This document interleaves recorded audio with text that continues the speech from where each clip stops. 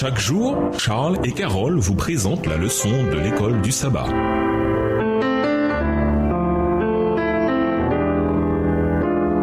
Bienvenue à votre émission. Dieu nous parle. Nous voilà la leçon 1. Persécuté mais pas abandonné. Étude de la semaine, Éphésiens 3, verset 1, 2 Corinthiens 4, verset 7 à 12, Actes 9, verset 16, Philémon 15 et 16, Colossiens 4, verset 9, Philippiens 1, les versets 1 à 3, Colossiens 1, les versets 1 et 2. Verset à mémoriser. Réjouissez-vous toujours dans le Seigneur. Je le répète, réjouissez-vous. Philippiens 4, le verset 4. Un pasteur adventiste emprisonné suite à de fausses accusations passa près de 2 ans derrière les barreaux. Bien que bouleversé au départ, il se rendit compte que la prison était le champ missionnaire que Dieu lui donnait. Quand ses co-détenus apprirent qu'il était pasteur, ils lui demandèrent de prêcher. C'est ce qu'il fit. Et il distribua aussi des imprimés. Il baptisa même des prisonniers et dirigea des services de Sainte-Seine. Parfois, admit-il, c'était difficile de servir dans cette prison. Mais il y avait aussi beaucoup de joie, surtout quand on voyait des prières exaucées et des vies changées. Paul écrivit Philippiens et Colossiens alors qu'il était lui aussi en prison. Voir Philippiens 1, le verset 7, Colossiens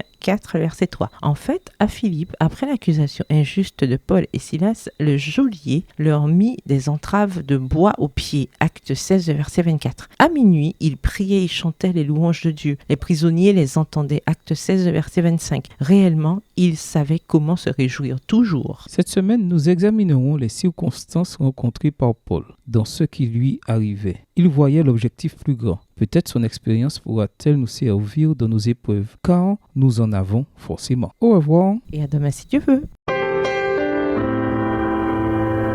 Dieu nous parle. Chaque jour, Charles et Carole vous présentent la leçon de l'école du sabbat.